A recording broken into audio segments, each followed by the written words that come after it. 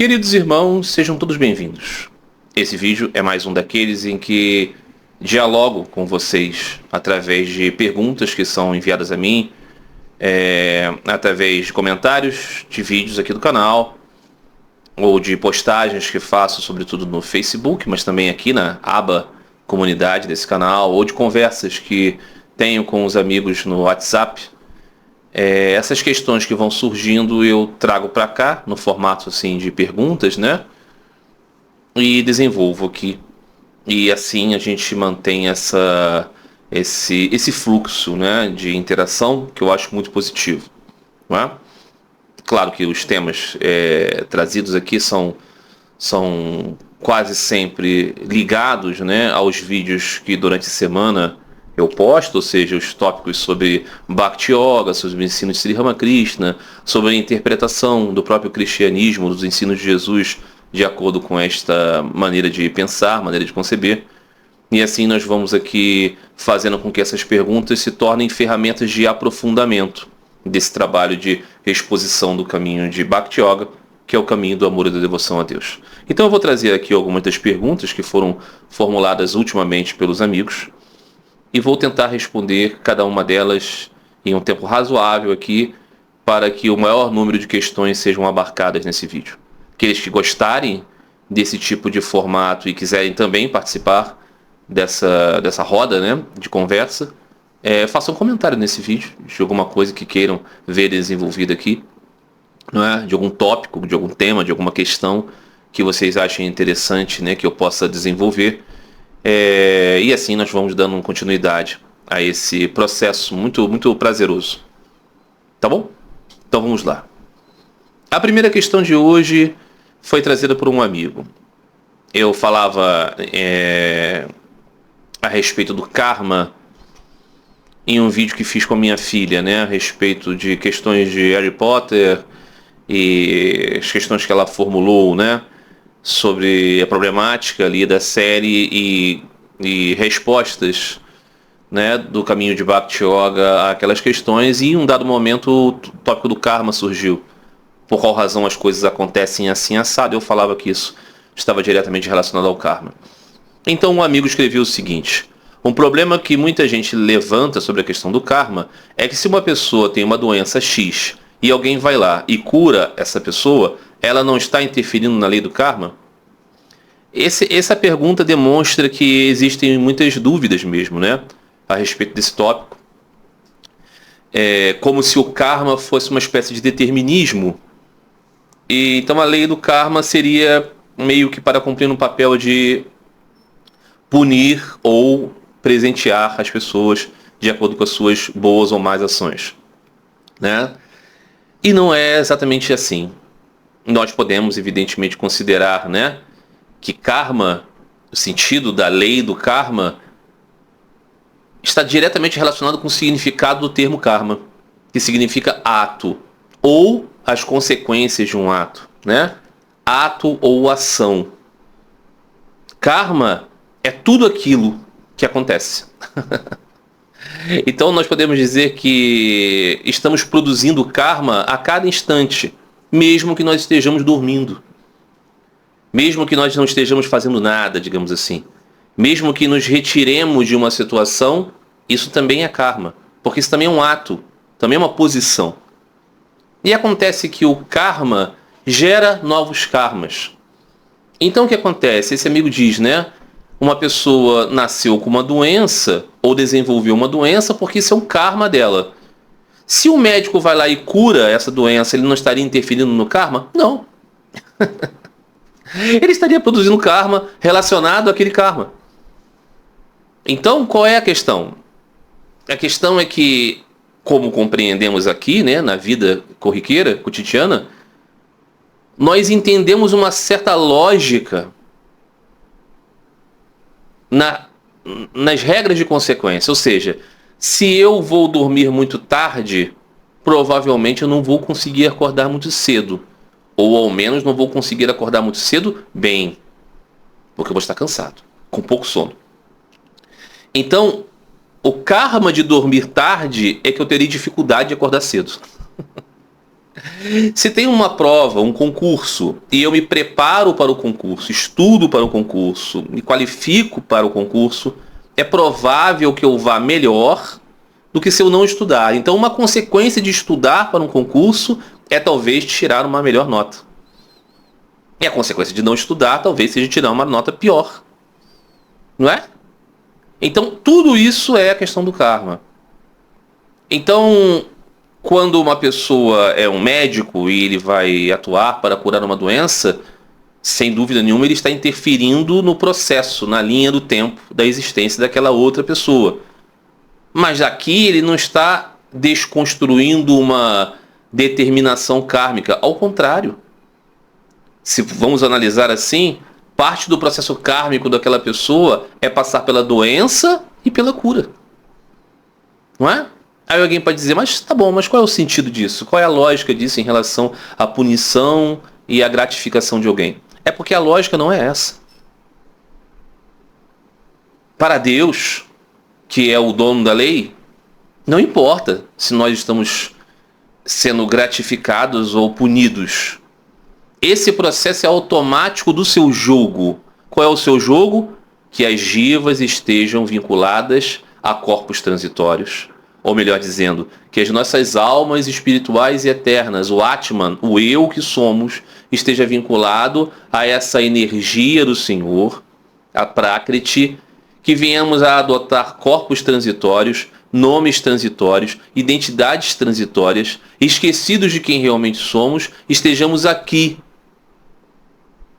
nos relacionando com vários apegos, submetidos a vários condicionamentos, e o que regula essas relações é a lei de causalidade. Qual é o objetivo de Deus? Se deleitar vendo as almas indo atrás dos seus interesses e, dentre aquelas que passam a se interessar por ele, o próprio Senhor ajuda que elas continuem nesse caminho. Mas aquelas que não se interessam por ele, o próprio Senhor ajuda que elas permaneçam no mundo. Então, essa é a questão. Lei do karma é lei de ação. Então, o sentido de dizer assim, o karma determinou isso, significa dizer que as coisas têm consequências, não é? Então, essa é a questão. Não há nenhuma contradição que alguém cure, o médico utilize-se da medicina para curar um processo de doença de alguém, porque ele está interferindo no karma. Não. Ele está participando ativamente do processo kármico daquela pessoa e aquela pessoa dele também. Ok? Segunda questão de hoje. Marcelo, é muito interessante o fato de você estar num lugar tão distante e ter se interessado pelos ensinamentos de Ramakrishna, mesmo estando descontextualizado de toda a sua cultura e inserido em outro mundo. Você não se introduziu nesta via por um modismo ou pela busca do exótico, e sim por uma conexão espiritual verdadeira. O que você tem a dizer sobre isso? Bom, o que eu tenho a dizer sobre isso é que, de certa maneira, Sri Ramakrishna é muito próprio da minha cultura, da nossa cultura, porque Sri Ramakrishna é o avatara desta época. Ele veio em uma época em que as condições para o seu ensinamento são mais propícias do que em outras épocas. Sri Ramakrishna está falando de uma forma liberal a respeito da busca espiritual, que muito provavelmente não seria possível em outros ambientes, em outras épocas, em outros períodos dessa mesma era de Kali. E Sri Ramakrishna está falando em um ambiente daquela Bengala, daquela Índia, em que a força, a influência do pensamento ocidental era muito grande. Então nós vamos conhecer Sri Ramakrishna muito porque aqueles que trouxeram a mensagem de Sri Ramakrishna para o mundo tinham uma mentalidade ocidental. Uma mentalidade muito mais próxima da nossa do que a mentalidade da Índia antiga. Sri Ramakrishna pode ser considerado um personagem purânico, ok? Totalmente tradicional, totalmente arraigado a uma espiritualidade ancestral, eterna, mas a comunicação da sua mensagem se dá em virtude dos arrobos ocidentalizantes da Índia.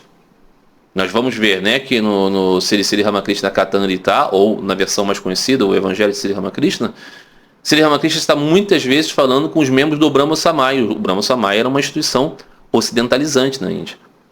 Swami Vivekananda, o discípulo que propagou, né, o nome de Sri Ramakrishna através da Ordem e Missão Ramakrishna, era alguém muito interessado nessa conexão Ocidente e Oriente.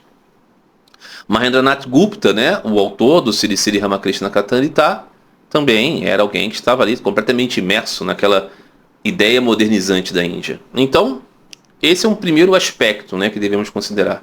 Sri Ramakrishna Avatara dessa época, né, e os veículos de comunicação da sua mensagem são muito próximos de nós. O outro ponto é que isso ocorre com todos os avataras, é que existe um elemento eterno, universal, presente na mensagem deles, que faz com que todas as pessoas possam se conectar, não é? Com o âmago desta mensagem, né? Então isso é um ponto também muito importante. Não é tão importante assim você conhecer o que os indianos vestem, comem, para você entender o ensinamento de Sri Ramakrishna. Ainda que você tenha muitos desses sotaques no discurso de Ramakrishna, tudo isso é lateral, superficial e não tão importante. O que ele diz vai fazer sentido para pessoas de todas as culturas, né? Eu conheci Sri Ramakrishna através da literatura relacionada ao seu nome ali, né, no final dos anos 90, início dos anos 2000, numa época em que eu estava muito ávido por receber qualquer informação que me desse um alento espiritual e que pudesse me fazer assim compreender melhor o mistério da presença de Deus em nossas vidas, do que estava acontecendo naquele período em que eu estava assim, tanto quanto uma certa animosidade, né, com a expressão do cristianismo que eu conhecia. Então, para mim, naquele momento, os ensinamentos de Sri Ramakrishna eles foram assim, chaves de entendimento. E justamente porque eles não eram assim nada exóticos ou esquisitos. E não, eu nunca tive essa tendência de gostar assim da coisa que é super diferente. Não, eu queria mesmo algo que falasse para mim, algo que fizesse sentido. E o ensinamento de Sri Ramakrishna fazia muito sentido, né? Então eu acho que esse que é um ponto, né, importante, que é a força da mensagem de Sri Ramakrishna, presente hoje ainda neste início, né, de descoberta do seu nome, podemos dizer assim. Você imagina, né? Não fazem nem 200 anos de Sri Ramakrishna deixou esse mundo. Imagine, 200 anos depois que o Senhor Jesus deixou esse mundo, qual era o estágio do cristianismo, né? Ainda era muito, muito primitivo, né, o desenvolvimento do conhecimento do próprio nome do Senhor Jesus e seus ensinamentos. Foi preciso muita coisa acontecer, né, para que lá no quarto século nós tivéssemos então um desenvolvimento de um concílio de Nicéia e tudo mais, e toda uma grande conexão de poder estatal e essas coisas. O Sri Ramakrishna não tem nada disso, e aqui, né, neste Brasil do século XXI, nós estamos falando sobre ele sem nenhum tipo de, né, temos exércitos, né, impondo o nome de Ramakrishna, né, através de colonização, nem nada disso.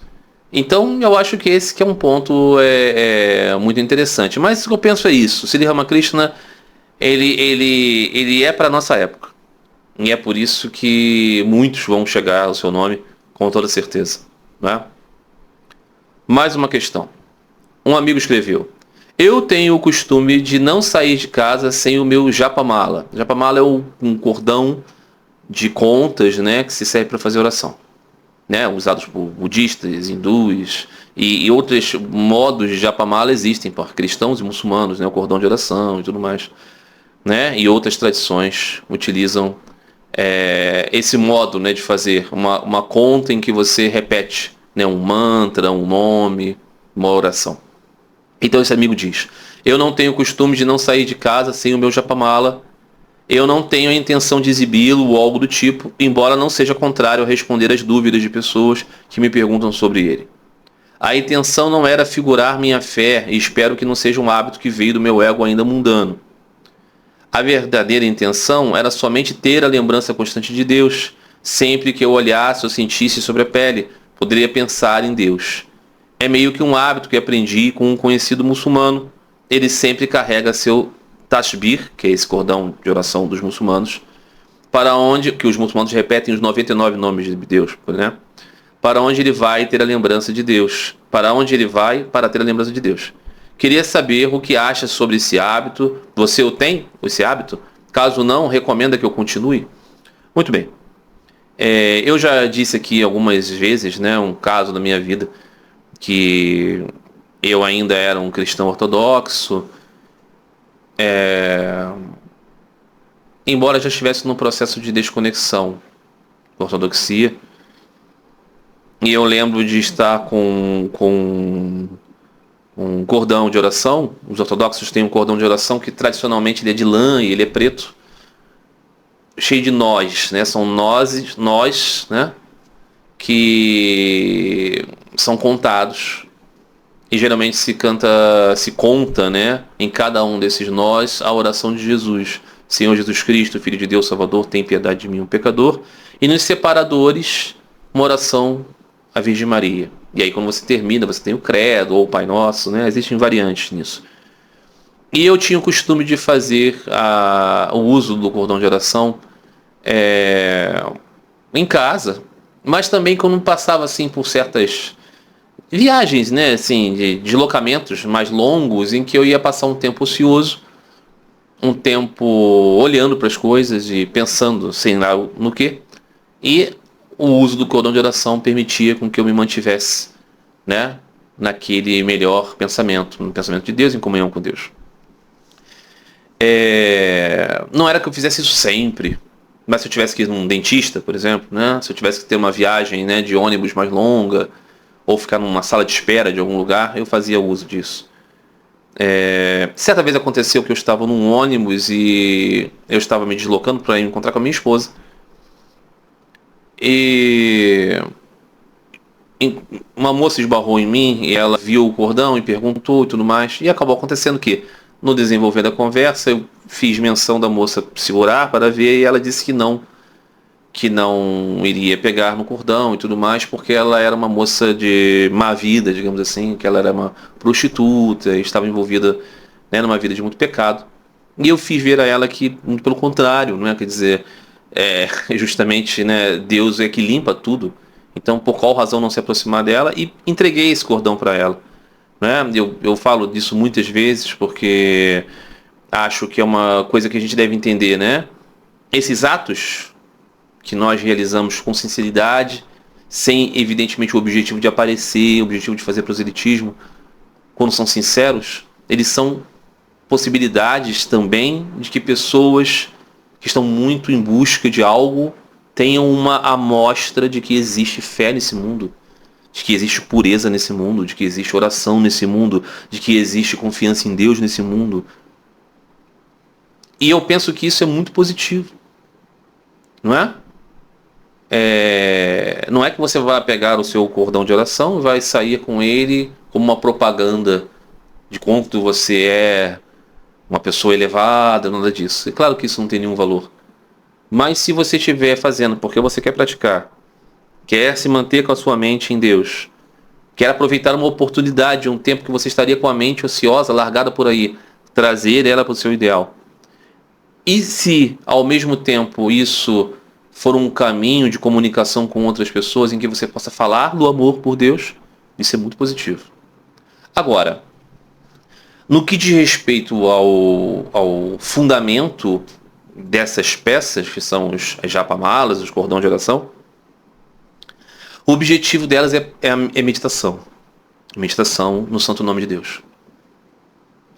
Então o que acontece? A melhor prática é sozinho, sem que ninguém esteja vendo, e com uma metodologia, né, de fazer sempre nos mesmos horários, sempre no mesmo lugar, se possível, para criar em você os upads, os condicionamentos positivos. Tá? nesse sentido, esse é o fundamento básico. Essas outras coisas que podem acontecer, o fundamental é a gente manter o elemento essencial, ou seja, eu estou querendo manter a minha mente em Deus. Nós não precisamos de um cordão de oração para repetir o santo nome de Deus na nossa mente. Mas o cordão de oração nos ajuda. Né? É que em casa a gente está realizando uma prática que a gente diz assim, eu vou realizar uma volta, eu vou realizar 10 voltas. Então esse objetivo, né, faz com que o cordão de oração ele seja uma ferramenta mais útil. Quando você está na rua e você quer manter sua mente em Deus, não é tão importante, né, essa questão de seguir, né, as contas. Então, esse é o ponto. Sair de casa com o objetivo de as pessoas vão me ver usando isso e vão me perguntar, eu não acho que seja muito positivo. Não é? Mas, como você diz, ao estar em contato com o cordão, você sente mais a lembrança. E você se conecta com isso. E você lembra e você conta, né? Então, ok. Perfeito. O sempre positivo é observar se nós estamos, né, fazendo as coisas com um sentido mais elevado. O que não é positivo de modo algum é usar o cordão de oração, o japamala, como um enfeite, né? Como uma coisa que não tem significado nenhum, né? No pescoço, no braço, mas não é, porque isso acaba banalizando e indo no sentido contrário a tudo isso que estamos pensando aqui. Então, tentar pensar nisso como uma ferramenta para aumentar a lembrança de Deus. Eu acho que isso que é importante. E as coisas consequentes que venham a acontecer disso, positivas, como por exemplo, né, alguém se interessar, conversar, isso é muito bom, não é? Mas lembre-se sempre do objetivo fundamental primeiro, né? Aumentar o seu contato com o nome de Deus. Né? Mais uma questão. Uma amiga me perguntou: estava aqui refletindo sobre alguns temas nessa manhã e me surgiu uma dúvida. Podemos dizer que o budismo é uma religião?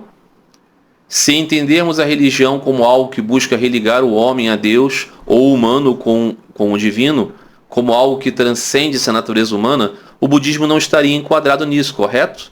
Se ele não fala em Deus, não busca Deus, não crê em Deus, só busca escapar do sofrimento desse samsara, sem se unir a nada, como podemos considerá-lo uma religião? Ele estaria nos religando ao quê? Podemos dizer que o budismo é apenas uma filosofia, uma psicologia? Muito bem. De fato, existe essa maneira de compreender religião como religare, né? Como ato de ligar a alma, sobretudo, a Deus, ou algo à sua fonte. No caso aqui, a alma a Deus é o mais comum de se pensar. Né?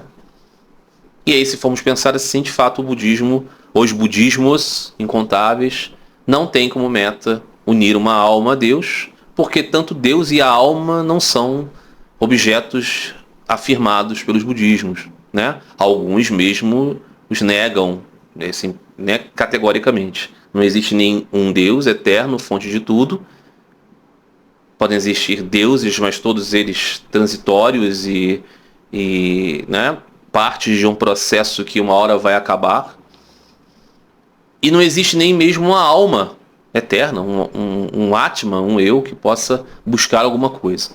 É claro que não são todos os budismos que afirmam essas coisas assim tão peremptoriamente, né?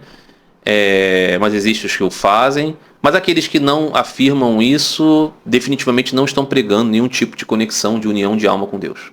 Não há budismo que pregue isso. Né? Alguns podem ser um pouco dúbios, dizendo assim, de repente esse vazio, de repente essa libertação, pode ser aquilo que outras pessoas chamam de união com Deus, mas... Então não existe devoção no budismo, não existe Bhakti Yoga no budismo. Né? Eu sei que muitas pessoas vão falar assim, que isso? Eu já vi tantas devoções a deidades, tantas orações, né? O refúgio ao Buda, tudo isso é Bhakti Yoga. Não. Essas coisas são metodologias para trabalhar a mente, no sentido de fazer com que ela se purifique através desses estratagemas que tem esse feitio devocional. Ok? Sendo bem claro a respeito disso. Mas o que acontece? Aí é muitas coisas. Então, nesse sentido, poderíamos dizer, não é religião de fato, porque não está ligando a alma a Deus. Porque não considera nem mesmo a existência da alma de Deus. Mas existem outros aspectos que nós poderíamos considerar. Um deles é dizer que essa análise dos budismos a respeito da inexistência de Deus e da alma, ela é uma coisa assim muito filosófica e tudo mais, que certamente você vai encontrar isso nos livros de descrição do budismo, o que é budismo, essas coisas. Mas que na vida real e concreta dos praticantes do budismo, muitas vezes está muito longe de ser uma coisa realmente vivida. Sobretudo nos países tradicionalmente budistas, né? Nas massas budistas, né? Você vai ver isso sobretudo no budismo do sul, né? No budismo Theravada. E as pessoas, elas têm uma relação com a religião definitivamente considerando que elas são sim um eu e que elas sim estão buscando algo para esse eu que está além pura e simplesmente da libertação desse samsara. Elas não estão buscando se desfazer em nada. Elas estão buscando sim aquilo que todo mundo busca: alegria, felicidade, realização. E muitas vezes vão ver o Buda como seu mais elevado ideal. Se desenvolve uma ideia de que elas vão viver eternamente com o Senhor Buda o adorando, são outros 500. Mas é um pouco complicado dizer que todas essas pessoas compram para suas vidas esse discurso seco, né, de nada e de... enfim, esse niilismo, né, que se estabelece realmente nos discursos dos budismos que vemos por aí, sobretudo nos budismos muito presentes no Ocidente, né? Nas versões japonesas do budismo e tudo mais. Então, esse é um aspecto que precisa se considerar, né? Existe um budismo prático de pessoas que estão muito concretamente entendendo, sim, que elas estão buscando algo, né? Não vão comprar esse discurso assim, eu mesmo não sou, ninguém é, nada é, enfim, né?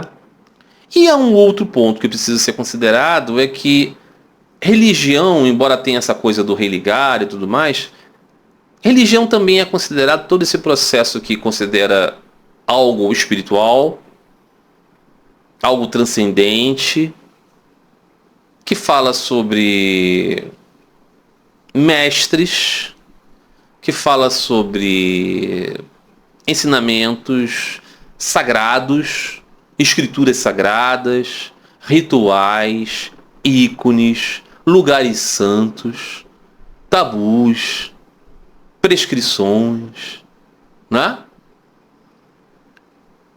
Templos, ordens.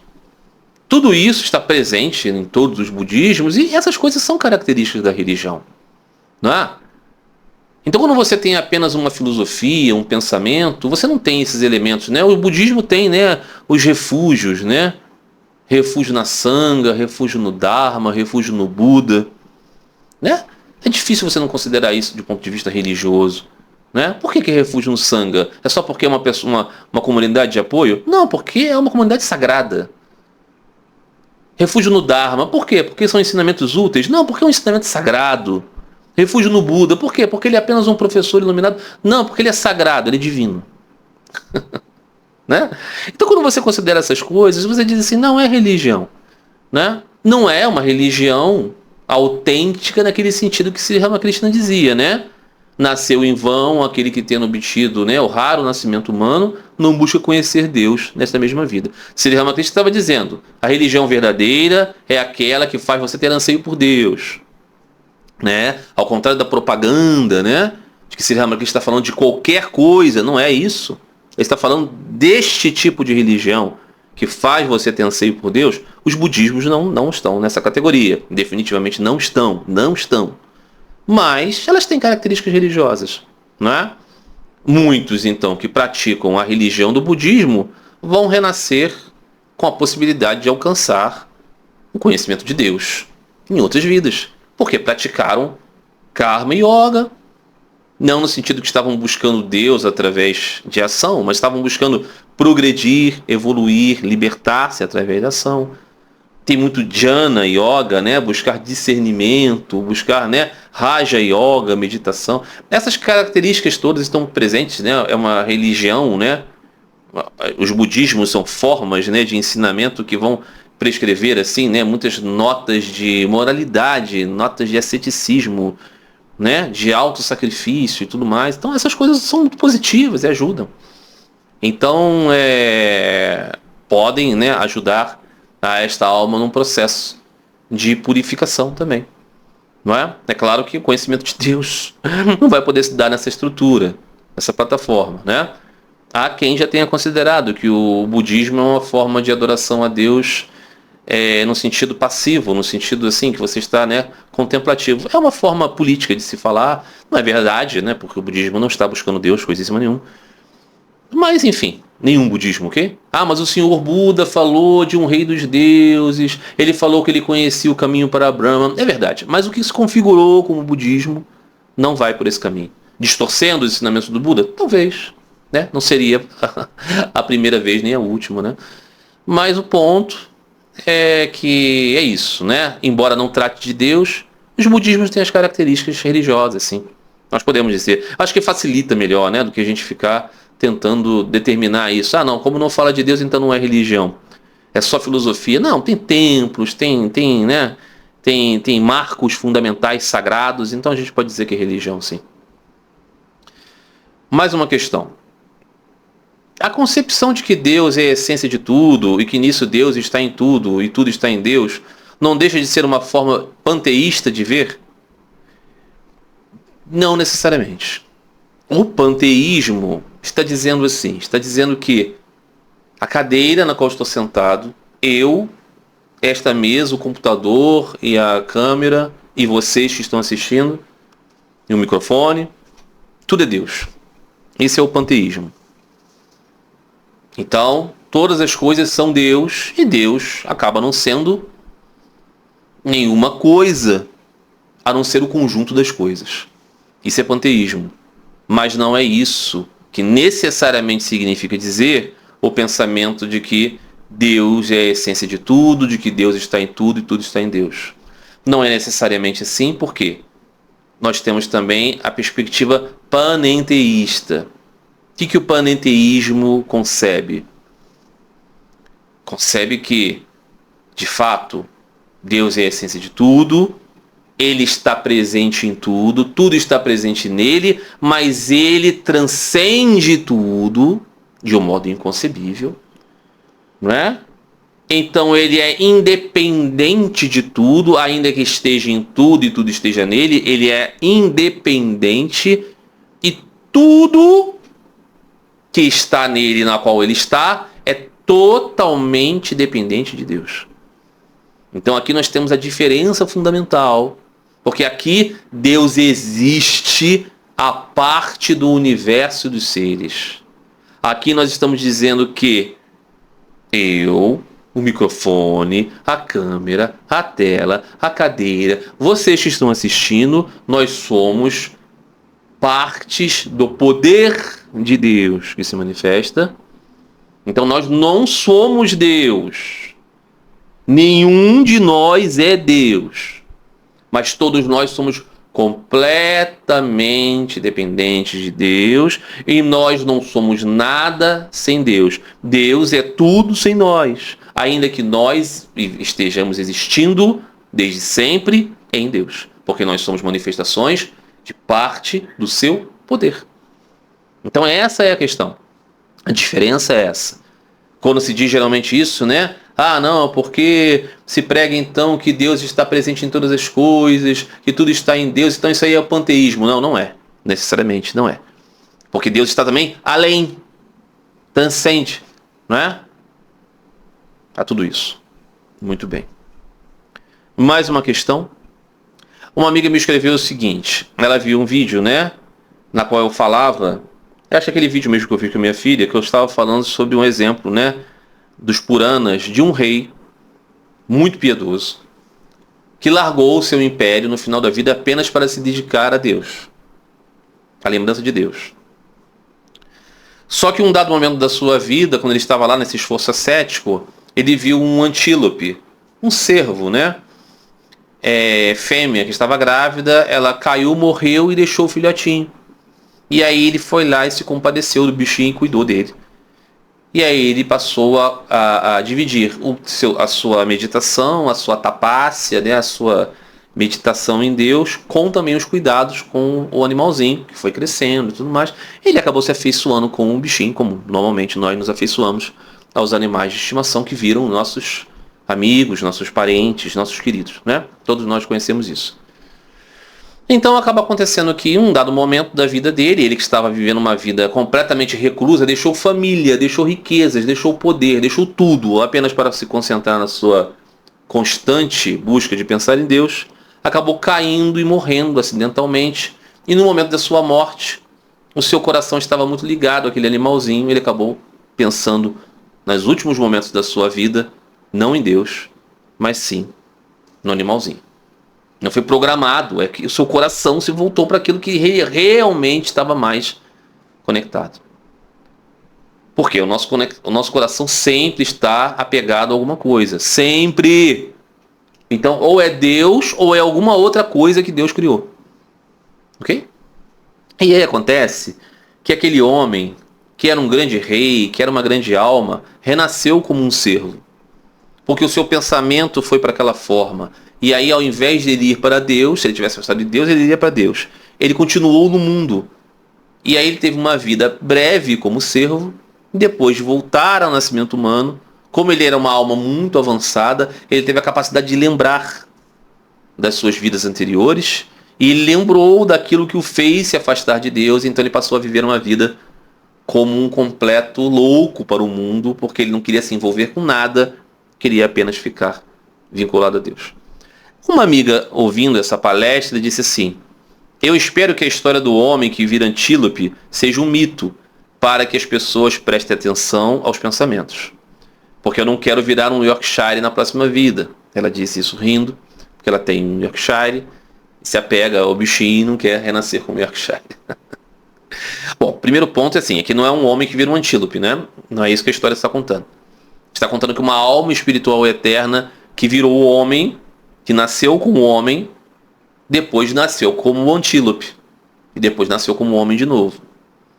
Qual é o ponto aqui? É que os nossos pensamentos vão nos levar para aquilo que o nosso coração quer. Então, se nós queremos Deus, nós devemos levar o nosso coração para Deus, para que os nossos pensamentos venham a refletir isso. E nós venhamos a terminar essa jornada aqui e irmos para o amado. Se é o nosso amado. Se não for o nosso amado, a gente vai para o nosso amado aqui. O Yorkshire, o Antílope, o Fluminense, sei lá, o socialismo, essas coisas todas, né? As experiências que nós queremos ter aqui. Nós vamos nos vincular, então, às coisas que nós realmente queremos. Então, essa é a mensagem, né? O que é um mito? O mito é uma exposição de uma verdade histórica através de uma compreensão, muitas vezes, né, em forma de saga, em forma de anedota e tudo mais. Tem uma cor que nos conecta a personagens para incutir em nós uma verdade fundamental. Isso não significa dizer que muitas vezes as coisas realmente não aconteceram. Aconteceram historicamente também, mas o ponto fundamental é o cerne da questão aqui. Então o primeiro ponto é esse.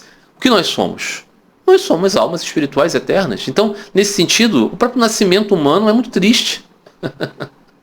Nesse sentido, o próprio nascimento humano é uma redução muito grande daquilo que somos. Nós somos partes do Senhor. Não é? Nós não somos a orelha do Senhor, o nariz do Senhor, o queixo do Senhor, não é isso, ok? Mas nós somos da natureza que é parte dele. Então nós somos muito maiores do que isso. Aqui que nasce, cresce e morre, que espirra, fica resfriado, né? E vota errado, e sei lá, é tolo, tem dúvidas, essas coisas. Então, o nosso nascimento humano, embora seja cheio de precariedades, é o único que nos possibilita meditar a respeito da nossa vida interior, buscar saber quem nós realmente somos e buscar Deus. Os outros nascimentos não são assim, eles não têm essa possibilidade, né? As pessoas podem admirar muitos animais, mas os animais não alcançam transcendência. Então, quando a nossa alma espiritual eterna se vincula a uma forma animal, nós passamos num período estacionário aqui. Então temos que recobrar a possibilidade de nascer como seres humanos para voltar a ter a chance de pensar em Deus. Então qual é o X da questão? O que essa história nos remete? Que nós não devemos ter animais de estimação? Não, não é isso.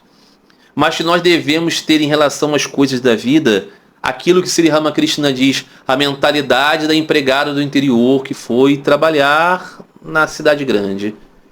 Ela cuida da família de um patrão. Ela pega as crianças dele no colo e diz, meu Hari, minha Radhika. Ela fala, a nossa casa, o nosso carro, o nosso quintal. Ela trata tudo como se fosse dela, inclusive as crianças, a casa, mas lá no seu coração ela sabe que aquelas crianças não são dela, que a casa não é dela, que dela mesmo é aquela família que ela deixou lá na aldeia. Então, o nosso coração precisa voltar para Deus.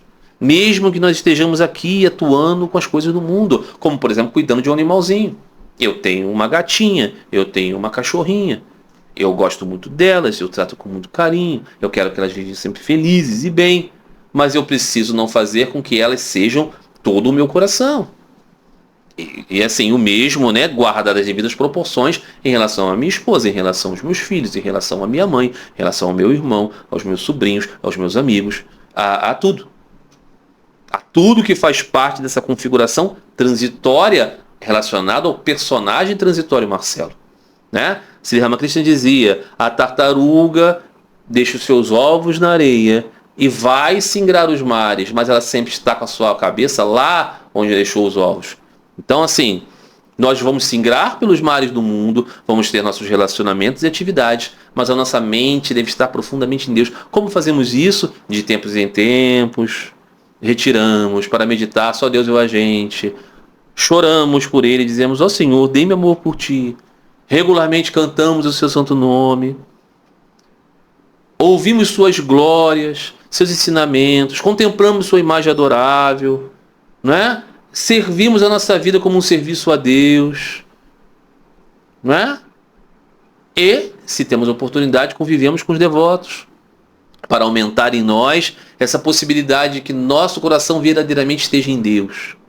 Que é muito difícil, porque esse mundo que Deus criou nos atrai para os cervos e Yorkshires. Então, nosso trabalho, a luta é para que, sem que nos tornemos assim pessoas, né, alheias a tudo e assim, né, antipáticas e solitárias e sozinhas, porque isso não adianta nada. Se você não tiver seu coração em Deus. Porque ao contrário do que dizem por aí, não é para você se desapegar, se esvaziar. Não, você precisa preencher seu coração de Deus. Porque senão o vazio não vai dar conta. Então essa que é a questão, não é? A vida espiritual é para que o nosso coração mire para Deus. Thakur dizia, né? É como a bússola que leva você para o seu objetivo. Se a agulha da bússola está cheia de lama de mundanidade, dos apegos mundanos, ela não vai conseguir ir mostrar o seu ideal. Então esse que é o ponto, né? Não nos aferrarmos a tantos compromissos, a tantos vínculos, se nós estamos sérios no caminho de vida espiritual. Se a gente fala assim, poxa, Marcela, mas não dá, eu tô tão afim de entrar num partido político, eu tô tão afim de fazer isso, aquilo, a minha paixão nessa vida é a minha profissão. Beleza, perfeito, Deus permite tudo isso, mas só não estranhe que você venha nascer de novo, aqui. Enquanto você quiser continuar aqui, vai ser assim que será. Né? Muito bem. Eu falava em uma postagem, havia escrito, que o cristianismo ele tem uma dificuldade muito grande com o Bhakti Yoga, embora, né, o cerne do ensinamento do Senhor Jesus seja Bhakti Yoga, né? Amar a Deus acima de todas as coisas é o mandamento primordial. Mas o cristianismo se desenvolveu muito como uma religião de massas, uma religião sobre moral, uma religião sobre sociedade, uma religião sobre muitas coisas. E eu dizia que existem muitos sacerdotes que são... Eu falava de sacerdotes católicos, eu poderia falar de sacerdotes ortodoxos e pastores protestantes e tudo mais, que são pessoas que perderam qualquer possibilidade de pensar numa união com o Senhor. E que eles pensam apenas em como lidar com a sociedade, como fazer bem para a sociedade, e muitas vezes não tem crença nenhuma na existência de um Deus transcendente.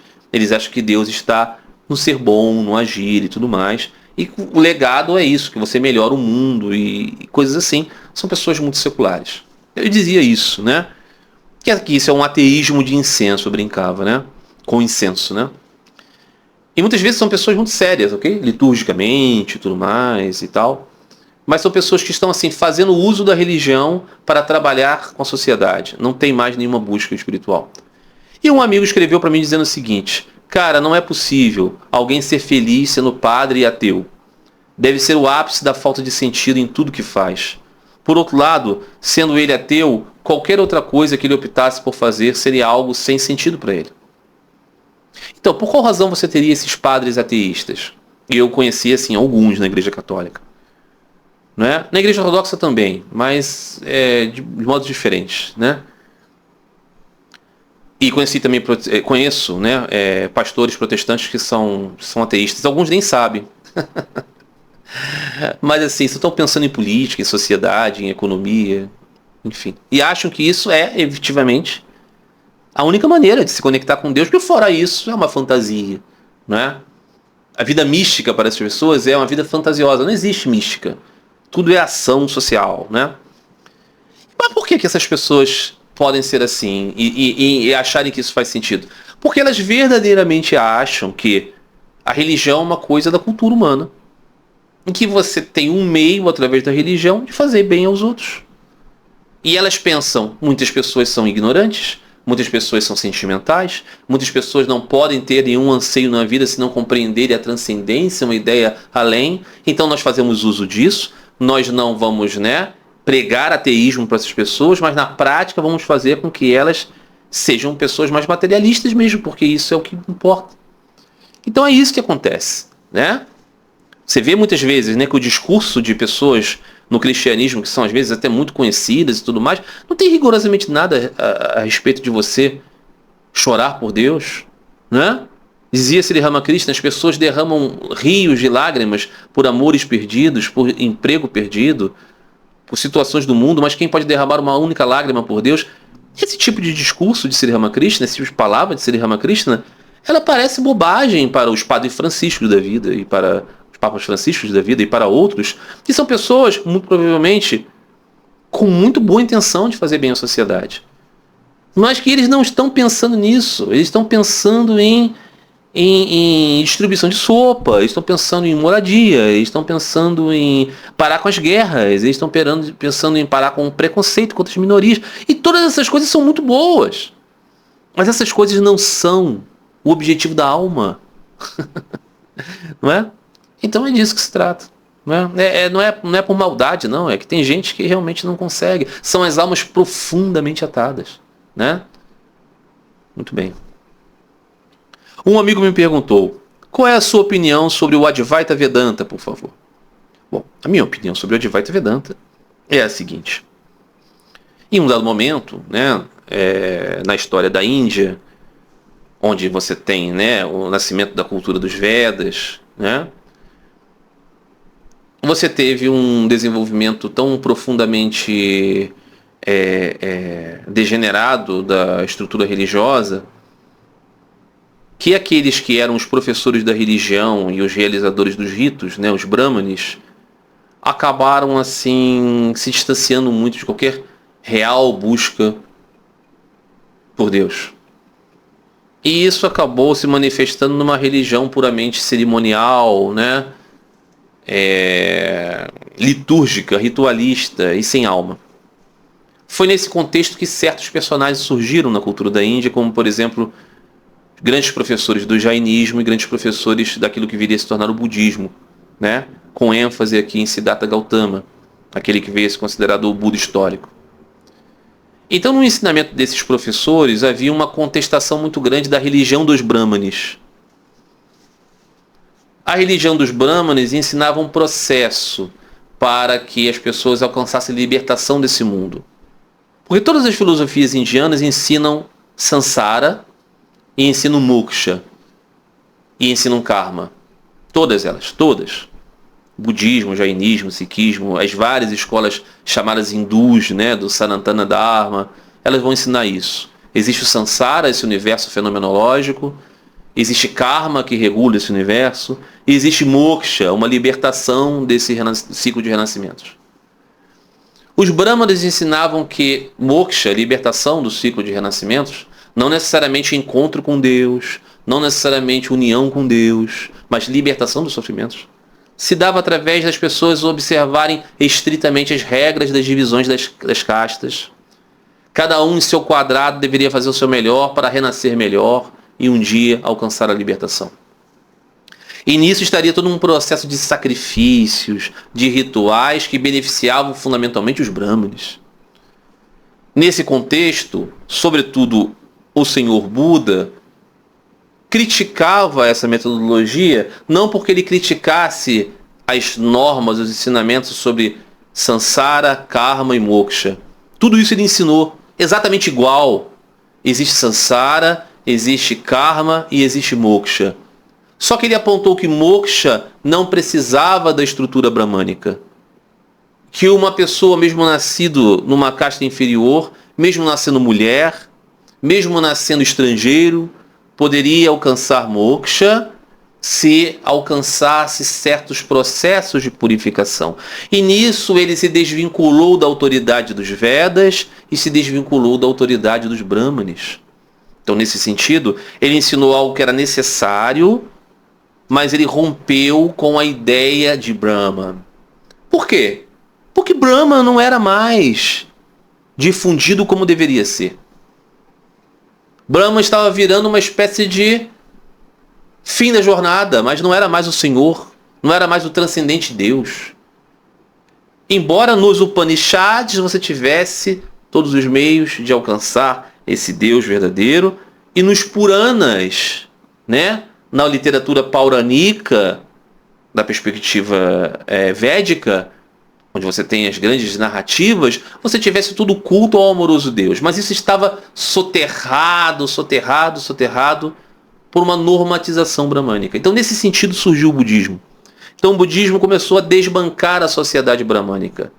E ele começou a ter sucesso com os reis, sucesso com o povo, alcançou as massas, e em um dado momento, o brahmanismo decaiu muito e o budismo prevaleceu ali na terra da Índia. O que acontece? Tudo isso foi um processo muito bom, só que com o tempo, aquele mesmo processo, né, de certa deteriorização que aconteceu com os brahmanes, aconteceu também com o budismo. E o budismo primeiro começou a ficar muito rico, né, muito adornado pelos reis, e ele começou a ficar cada vez menos ascético e mais filosófico. E daí, com dinheiro de reis, com normatização de uma religião estruturada em rituais, em conexão, né? Sangha, povo, né? O povo sustenta a sangha, a sangha abençoa as atividades do povo. Começou a haver ali um processo que acontece com todas as grandes religiões, que é esse declínio do fervor, da seriedade, do âmago das buscas espirituais, e acabou então se desenvolvendo essa religião estruturada, estagnada, e filosofias, elucubrações cada vez mais fora de qualquer realização, de qualquer experiência. E aí acabou acontecendo que os budismos começaram a virar um ateísmo grosseiro. Como era necessário sempre desbancar a possibilidade védica, então começou a se negar Brahman, começou a se negar o Atman, e aí você acabou tendo que houve uma grande secura, e dessa secura o que aconteceu? Houveram pensadores indianos que começaram a olhar para trás e falar assim, não, olha só, existe um problema lá no brahmanismo, existia um problema lá com a configuração de como os brahmanes estavam tocando o processo, mas os Vedas continuam sendo verdade, os Vedas continuam sendo conhecimento, e dentro dos Vedas, fora da parte ritualista, sacramental, magista, arquitetônica, você tem um profundo conhecimento espiritual que são os Upanishads. Então nos Upanishads você vai ver Brahman, sim, só que para conversar sobre isso, só que para pregar sobre isso, só que para explanar sobre isso, naquela sociedade que naquele momento era plenamente budista, os defensores védicos tiveram que usar uma linguagem budista para falar com as pessoas sobre Brahman. Então, nesse sentido, é que se desenvolveu as escolas do Advaita, Vedanta. O que é Vedanta? Vedanta é Upanishads, Brahma Sutras e Bhagavad Gita. Os grandes professores começaram a ler essa literatura e fazer comentários defendendo o Brahman, o Atman, o eu, fundamentalmente aqui, através desse composto, né, de literatura, só que numa linguagem que fosse palatável para as inteligências budistas. Então nisso acabou acontecendo o quê? No final das contas, né, Shankara, o mais proeminente defensor dessas perspectivas védicas anti-budistas, ele fez da sua forma de apresentar Brahman e Atman uma forma cheia de elemento budista. Então o que aconteceu foi que, embora tivesse retomado o processo de defesa dos Vedas, de defesa do eu, defesa de Brahman, tudo isso se fez de uma forma muito diluída. Nós estamos falando aqui do século VII, do século VIII da era cristã. Então houve um renascimento da cultura védica. Então Shankara olhava assim, nos Puranas se falam de Vishnu, nos Puranas se falam de Durga, nos Puranas se falam de Shiva, nos Puranas se falam do Rei Sol, dos Puranas se falam de Ganesha, dos Puranas se falam de Kartikeya. Então todas essas deidades, elas vão ser valorizadas e cultivadas como um meio de nós purificarmos a nossa mente para alcançarmos o conhecimento de Brahma e assim deixarmos de ser. E descobrirmos que somos Brahma. Essa perspectiva, essa abordagem Advaita, ela era uma mescla dos elementos budistas com as crenças védicas. E isso funcionou durante um certo tempo. Mas depois de um tempo, houve um esgotamento disso. E muitos, dentro da Índia, dentro do pensamento do Sanatana Dharma, começaram a falar assim, não, mas isso aqui é completamente antivédico. Isso aqui nega o fundamento dos Upanishads.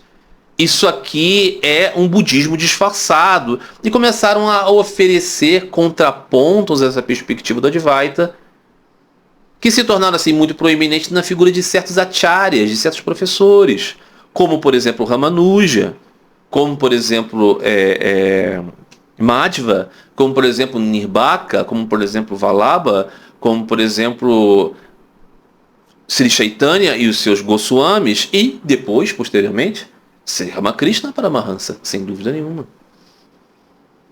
E incontáveis outros, ok? Santos luminares, os santos poetas auares que cantavam, né, os hinos de devoção a Deus, os vários e vários menestréis do amor a Kali, do amor a Durga, do amor a Shiva, do amor a Krishna, não é? Do amor a Rama, do amor a Vishnu, enfim. Incontáveis e incontáveis poetas e teólogos de peso que falaram não, definitivamente, Deus não é um nada, um vazio, uma coisa amorfa, não, Deus é a pessoa suprema. Isso está nos Upanishads, está no Bhagavad Gita, está nos Brahma Sutras, né? Então, a presença do Advaita como uma filosofia predominante, prevalente, só funciona na mentalidade dos estudiosos de hinduísmo ocidentais, já materialistas, já ateístas, presentes aqui, cansados do Deus de Abraão, Isaac e Jacó, cansados do Pai Celestial de Jesus, completamente repulsivos em relação ao Alá dos muçulmanos, sem nenhuma curiosidade sobre o Ahura Mazda do zoroastrismo, queriam entender que existia uma filosofia muito alta na qual Deus era uma coisa sem forma. Então é por isso que a Advaita Vedanta é muito comprado pela perspectiva ocidental, assim como esses vários budismos por aí, né? Não tem o budismo da senhora que é patrona das empresas de cerveja? Tem também o Advaita Vedanta. Faz muito sucesso. Por que faz muito sucesso? Porque justamente permite as pessoas terem esse verniz de exotismo espiritualista sem se comprometerem com a ideia de Deus, porque Deus humilha as pessoas. Porque Deus é o Supremo. Então, a minha opinião sobre a Advaita é que ele foi um veículo útil em determinado momento, mas que ele, comparado com a continuidade do progresso do pensamento vedântico, é simplesmente errado, simplesmente equivocado. E qual é o grande equívoco? O grande equívoco é compreender que, se você sabe que Brahma é a essência de tudo, isso não significa dizer que só Brahma existe. Porque até para os Advaitins, Maya é aquilo que encobre a visão de Brahman. Maya é outro. Maya é dois. Brahman e Maya. Só que quem é enganado é Brahman? Não, é o Atman. O Atman já é um terceiro. Então se Atman é Brahman e Maya engana Atman pela ordem de Brahman, ou pela manifestação de Brahman, do seu poder, isso de modo algum é um. É absurdo. É ridículo. Não resiste a um mínimo pensamento. E claro que vão existir aqui os advaitistas que vão dizer, não, é você que é burro, é você que não sabe pensar, é claro que pode, mas eles vão usar sofismas, vão usar pensamentos que são desonestos e equivocados. As alegorias de Shankara, por exemplo, da cobra, né, do sujeito que dormiu num quarto, estava tudo apagado, aí ele viu lá um rolo de corda, aí ele falou, pensou na cabeça dele, é uma serpente, ficou cheio de medo, passou a noite toda com medo, aí viu o sol do conhecimento, o sol de Jnana, no dia seguinte, mostrou para ele que era só uma corda, aí ele falou, o sol do conhecimento acabou com a minha ignorância, ou seja, acabou com a ideia da multiplicidade. Isso é estúpido, por quê? Embora ele tivesse confundido a corda com uma serpente, o fato é que a serpente na mente dele existe porque existe uma serpente além da corda. Então ele só confundiu algo com uma outra coisa porque a outra coisa existe. Então é evidente, e sem falar que o sujeito que confundiu algo com alguma coisa é um e essa coisa confundida é outro. Então é tolo, é absurdo conceber essa ideia que é um idealismo. Então essas coisas, elas não se sustentam na prática espiritual. Quem pratica vai encontrar algo. Vai encontrar. Porque é um caminho de busca de um. Um encontra e milhares não. Então não é possível sustentar essas coisas. Então o Advaita é esse tipo de coisa, né? Por que ele é tão popular aqui entre os inteligentinhos? Por causa disso, né? Muito bem. E por fim, uma última questão. O mesmo amigo perguntou: você é um Vaishnava? Vaishnavas são aqueles que concebem Deus como Vishnu, né? Eu sou um devoto de Sri Ramakrishna Paramahansa. E Sri Ramakrishna Paramahansa concebe muitos conceitos que são conceitos Vaishnavas. Sri Ramakrishna falou, Sri Ramakrishna, né? Nome de duas, né, manifestações de Vishnu, dos avatares de Vishnu, né? Rama e Krishna. Por quê? Porque ele nasceu numa família Vaishnava e ele era de uma ordem Vaishnava ligada a Rama, né? E ele serviu primeiramente num templo dedicado a Vishnu. Durante toda a sua infância, a sua casa cultivou Vishnu, e na forma de Rama, Raghuvir, né? O seu nome Gadadhar é aquele que porta a clava, é um epíteto de Vishnu. O seu pai teve um sonho no qual Vishnu aparece para ele dizendo: eu vou nascer como seu filho.